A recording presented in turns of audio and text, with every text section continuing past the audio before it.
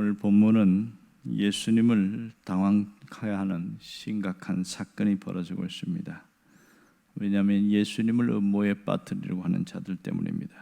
어느 날 예수님께서 아침 일찍 감람산에 올라가셨다가 곧바로 성전으로 가셔서 하나님 나라에 대하여 가르치셨습니다. 이때에 진리에 대해서 굶주렸던 백성들이 하나님 나라에 대한 말씀을 듣고 정말 감동을 많이 받았습니다. 그런데 그 가운데 율법학교와 바리새인들이 계략을 꾸미기 시작했지요.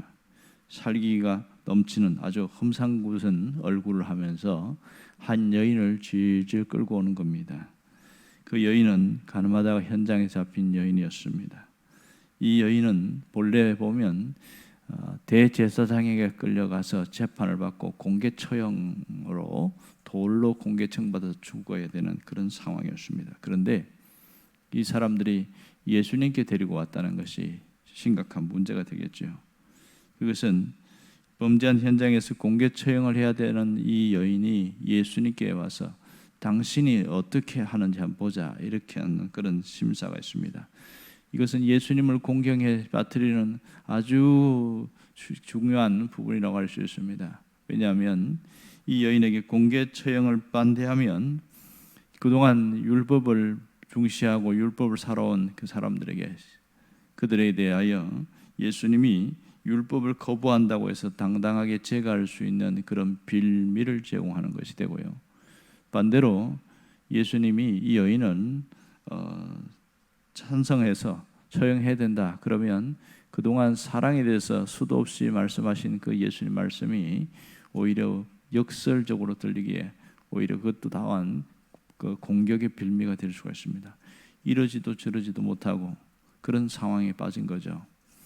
이것을 진퇴양난에 빠졌다 이럽니다. 앞으로 갈 수도 없고 뒤로 갈 수도 없고 아무것도 할 수 없는 그런 상황입니다. 이때 예수님이 특이한 것을 하십니다. 갑자기 죄 없는 자가 돌로 먼저 쳐라 이렇게 이야기합니다.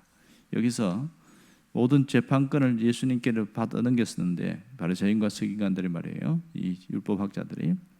그런데 그 재판권을 다시 청중 거기에 있는 사람들에게로 다시 넘기는 거죠. 자, 여기서 우리가 주의할 것은 먼저라는 단어입니다. 죄 없는 자가 먼저 돌로 쳐라 이렇게 했을 때에 그 먼저는 누구를 이야기하는 것일까 하는 겁니다. 이런 생각을 할 수 있죠. 간음 현장을 첫 번째 목격한 증인을 말할 수도 있겠지요. 먼저 봤기 때문에. 아니면 이 여인보다 죄가 적은 사람이 먼저 치라. 아니면 죄가 전혀 없는 사람이 치라. 그렇게 들릴 수도 있겠죠. 어쨌든 또 이 주변에 있는 둘러 있는 제사장들이나 또 서기관들이나 율법학자 중에서 먼저 너가 쳐라. 그렇게 들릴 수도 있는 겁니다.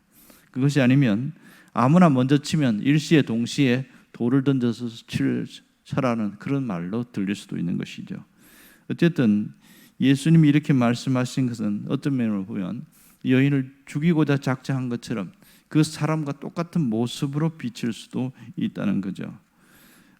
정말 누가 먼저 돌로 치기만 했다면 아마도 이 여인은 예수님께 오나 대제사장에게 가나 죽는 것은 매 한 가지였을 겁니다. 그렇다면 정말 예수님이 그동안 했던 모든 것이 다 문제가 될 수가 있습니다. 구원하기 위해서 오셨다는 그 모든 것이 모든 걸 무산되어 버리고 죄가 승리하고 악이 승리하는 그런 면이 될 수 있습니다. 이 현장에 끌려온 여인의 모습을 보십시오.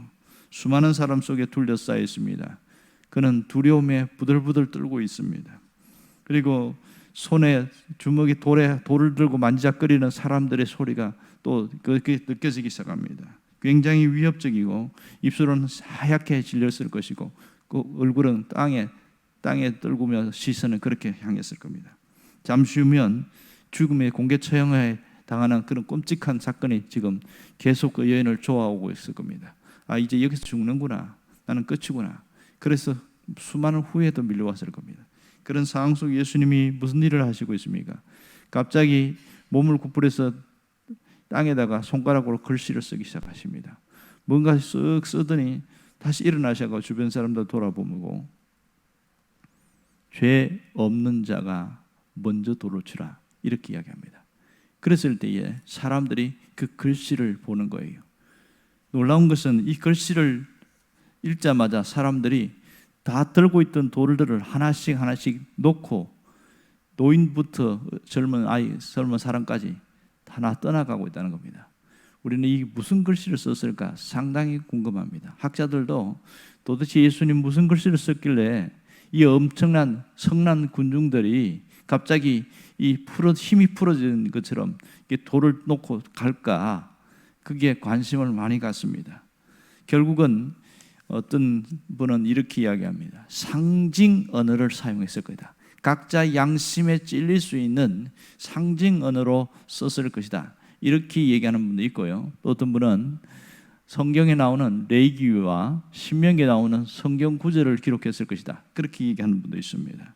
레위기 20장 10절이라든지 신명기 22장 22절에서 24절 말씀은 바로 여기와 관련된 죄에 대한 것이 기록되어 있습니다. 그것을 썼을 수도 있다. 어쨌든 이 결론은 뭐냐면 무슨 글씨를 썼든지 그 글씨를 읽는 자는 자신 안에 있는 숨겨진 죄악을 발견하고 양심의 찔림을 받았다는 겁니다. 모두가 양심의 찔림을 받았습니다. 그 부끄러움을 느끼고 자신의 위선적인 행동에 그렇게 해서 더 이상 이 여인에게 돌을 던질 수 없는 상황으로 가게 된 겁니다. 자, 그렇다면 예수님은 왜 이렇게 하셨을까? 이렇게 땅에 글씨를 쓰신 이유가 뭘까? 그리고 먼저 죄 있는 자가, 죄 없는 자가 돌로 치라고 했을까? 이걸 우리가 생각해야 됩니다. 자, 여기서 이 성난 군중들의 그 분위기와 그 위협감을 보십시오. 먼저 땅에 글씨를 쓰게 함으로써 그들에게 한번 심호흡을 하고 자신을 생각하게 하는 겁니다. 도대체 뭐 하고 있나? 모든 초점은 예수님께로 향하고 있습니다. 이렇게 땅에 글씨를 쓰신 것은 표면적으로는 재판권을 성난 군중에게 넘김으로써 이 여인을 위기에서 건지시려는 것이 목적입니다. 돌을 치려고 했던 자들이 돌을 들고서 먼저 글씨를 보았을 거 아닙니까? 글씨를 보니까 자기 양심에 심각하게 찔리는 거예요. 저마다 자기에게 다 찔리는 거예요. 그러니까 더 이상 돌을 들고 있을 수가 없게 된 것이죠. 자, 여기서 죄 없는 자란 이 단어를 우리가 한번 생각해 봐야 됩니다. 우리는 그냥 보편적으로 그냥 당연하게 생각하지만 유대인들 사회에서 죄 없는 자는 하나님밖에 없다고 생각하고 있습니다. 무죄하신 하나님을 의미하는 것이 죄 없는 자라는 뜻입니다. 그러기에 누구든지 이 여인을 자기가 죄가 없다고 하면서 돌을 친다면 자신이 하나님같이 깨끗한 존재라고 그렇게 인정받아야 됩니다. 누구도 그럴 사람은 아무도 없거든요. 바로 가장 먼저 자신이 죄에 있는 자라는 것을 알았기에 돌을 던질 수가 없게 된 겁니다. 양심에 심각한 질병을 받았던 것이죠. 그래서 결국은 하나둘 물러갑니다. 그리고 예수님이 이 여인을 향하여 묻습니다. 누가 이 주변에 있느냐? 아무도 없나이다. 그래서 아무도 없다. 그런데 예수님 그 다음에 11절에 굉장히 중요한 말씀을 하셔요. 나도 너를 정죄하지 아니하노니. 나도 너를 정죄하지 않는다. 이 여인을 더 이상 정죄하지 않으신다는 예수님의 말씀은 이 땅에 오신 예수님의 목적을 보여주는 대목입니다. 죄를 용서하고 죄 문제를 해결하시려는 주님의 모습을 발견할 수가 있습니다. 그 다음에는 미션을 주지요. 뭐라고 이야기합니까? 가서 다시는 죄를 범하지 말라, 이렇게 이야기합니다. 이 말씀은 돌든 자를 향하여 두려워하지 말고 더 이상 죄책감에 눌려 살지도 말고 이제는 그 죄된 생활에서 돌아서라, 그런 얘기입니다. 여기에 놀라운 사랑이 있고 놀라운 은혜가 나타나고 있습니다. 오늘 이 여인을 통해서 주시는 메시지는 굉장히 심오하고 중요합니다. 하나님의 사랑은 죄를 덮어주고 하나님의 은혜는 죄를 이기게 한다는 겁니다. 사랑은 허다한 죄를 덮어줍니다. 은혜는 모든 것을 이기게 합니다. 이 놀라운 메시지가 이 속에 담겨 있습니다. 정말 그렇습니다. 은혜는 죄를 이기게 합니다. 은혜는 비판과 판단과 정죄를 이기고 죄책감을 이기게 만듭니다. 은혜는 심판을 이기게 합니다. 정말 하나님의 은혜는 심판과 저주를 이기는 강력한 치료제입니다. 은혜는 환경을 이기고 힘든 형편을 이기게 만듭니다. 모든 것을 이기게 하는 것이 은혜라는 사실입니다. 하나님은 우리가 오늘 무엇을 하기를 원하실까요? 우리가 죽음 현장에서 구원받은 여인과 같이 살아가기를 원하고 계십니다. 죽음의 기로에 서 있는 이 여인을 보십시오. 죽을 수밖에 없습니다. 꼼짝없이 죽어야 되는 것이 자신의 운명이었어요. 하지만 예수님께서 이렇게 하심으로 그 죽음에서 다시 살아난 놀라운 기회를 얻게 됩니다. 새로운 출발, 새로운 인생을 살 수 있게 된 것이죠. 그렇다면 이 여인이 어떻게 살았을까요? 자신을 살려주신 예수님의 은혜를 죽을 때까지 잊지 않았을 겁니다. 그는 평생 예수님을 따르고 예수님을 붙들고 예수님을 의지하고 살았을 것은 자명한 사실입니다. 우리도 마찬가지입니다. 죄로 인해서 우리는 죽을 수밖에 없는 운명이고 당장 죽으면 끔찍한 지옥이라는 고통에서 우리는 헤어나올 수 없는 그런 자였습니다. 하지만 예수님께서 우리의 모든 죄와 저주의 문제를 해결해 주셨습니다. 예수님께서는 우리의 모든 것을 깨끗게 하셨습니다. 그러므로 우리는 주님의 은혜를 입은 자들이고 주님의 은혜로 살아가는 자들입니다. 그러면 우리에게 필요한 게 뭡니까? 은혜 의식입니다. 은혜 의식.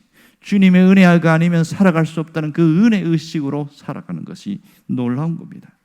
은혜 의식이라는 것은 모든 것이 선물로 주어졌음을 깨닫는 겁니다.